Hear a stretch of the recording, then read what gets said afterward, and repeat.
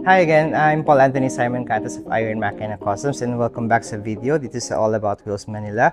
Okay, so ipapakita namin sa inyo yung 2020 biker build-off namin.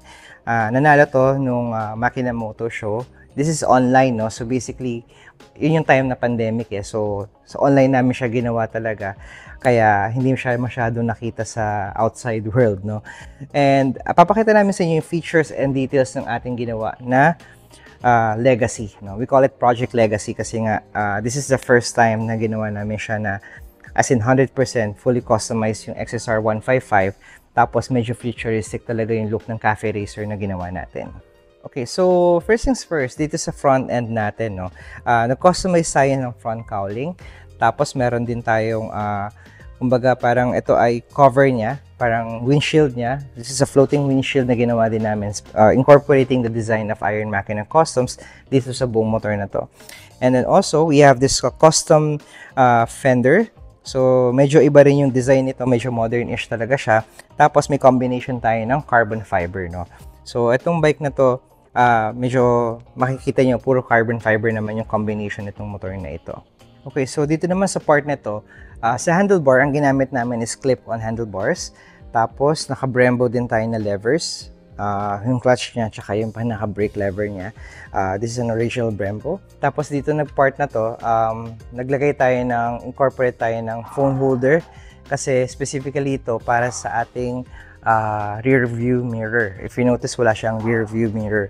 So, mamaya ipapakita namin siya sa inyo. Okay, so dito naman sa frame or sa chassis natin, gumawa tayo ng dual chassis. So, dual chassis kasi nga dalawa yung ginamit nating floating, no? So, this one, yung pinaka-under chassis natin, ito yung humahawak sa mismong rear cowl natin, no? Para ma-incorporate natin siya na as Cafe Racer. Tapos, andito na rin nakalagay yung pinaka-gas tank natin. So, yung gas tank natin, may 5 liters siya na capacity.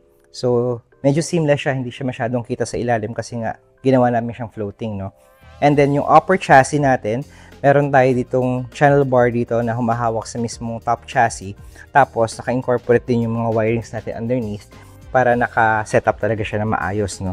Tapos, this one, mga covers na yan, it's all aluminum. Naka-pre-cut talaga namin siya specifically para dito sa motor na to. Tapos, naka-laser engrave yung aming logo dito sa gas tank niya. Tapos, naka-CNC na rin yung aming mga underneath or pinaka-lagayan ng aming gas. So, this one is invisible siya na gas cap. Tapos, naka-incorporate din yung mga carbon fiber natin. Yan, so it's all carbon fiber, hindi po siya yung pandikit or parang sticker, no? So this is all original carbon fiber. So this one, ito yung pinaka-seat natin. So marami nagtatanong sa amin nito kasi nga medyo matigas daw. Yes, of course, sabi ko matigas talaga siya.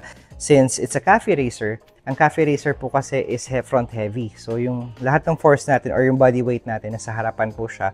So basically yung puwet natin or yung pinaka-upuan natin, hindi po siya masyadong nagagamit. It's more of balancing lang talaga. So kasi nagagamit ko siya specifically and nakikita ko at nararamdaman ko kung saan yung bigat niya.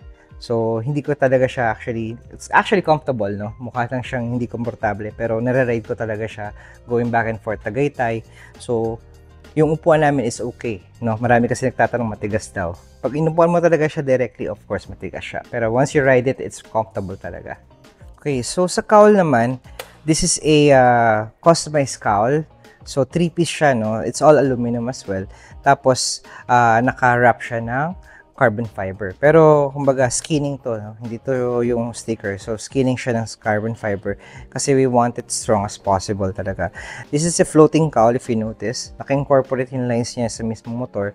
Tapos, this is actually a first na makikita nyo ng mga Cafe Racer kasi yung purpose lang talaga ng chassis nito is to hold yung pinaka-cowling natin sa likod. And it works properly, it looks good, and it looks modern talaga.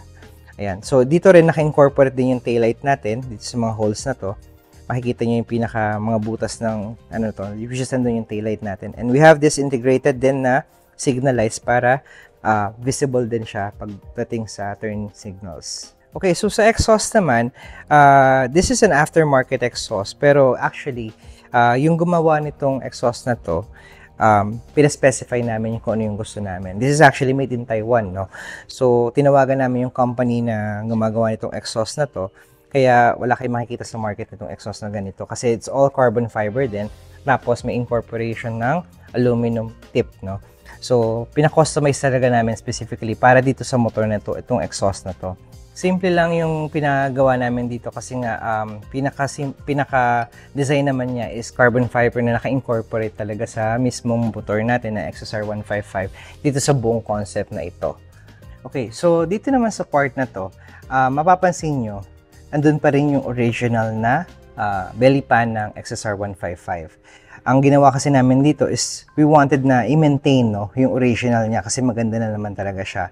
Pero since it's a customized bike, so ang ginawa namin, naglagay kami ng cover niya. So nag-customize kami ng plate covers niya, aluminum din to, ayan, para kumbaga ma-enhance namin yung look ng original, no? Kasi medyo punggok tingnan yung original. So ginawa namin, binulk up namin siya, and then we fabricated this part here para ma-enhance yung look ng mismong motor na ito.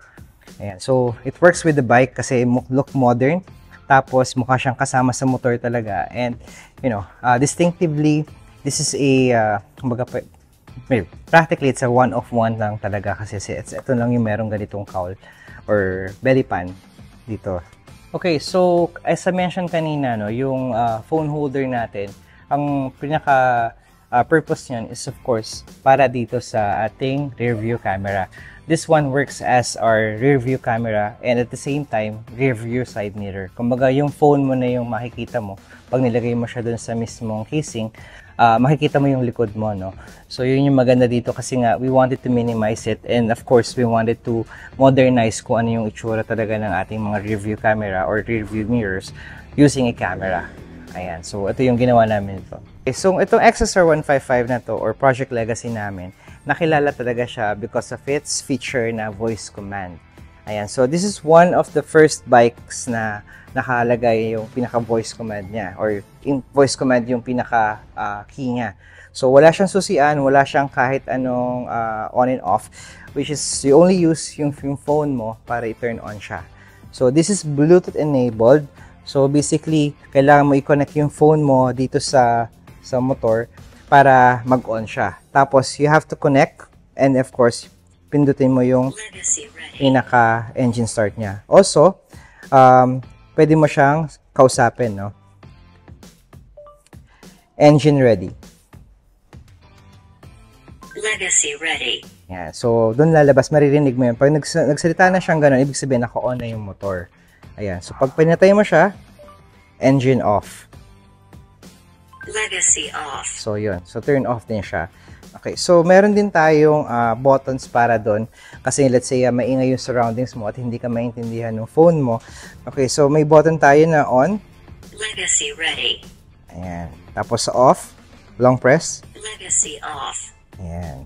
So, this is more specific talaga para dito sa motor na ito. Kaya, dito siya nakilala, no? So, maraming nakakaalam or maraming nakakita na nito. That's why, medyo na-intriga talaga sila kung paano namin siya ginawa. It's very hard, actually, kung paano namin siya ginawa, especially with the time constraint na binigay sa amin na 20 days, no? So, marami kaming nagawa dito kasi nga medyo tinutukan talaga namin siya at pinipuyatan talaga namin siya.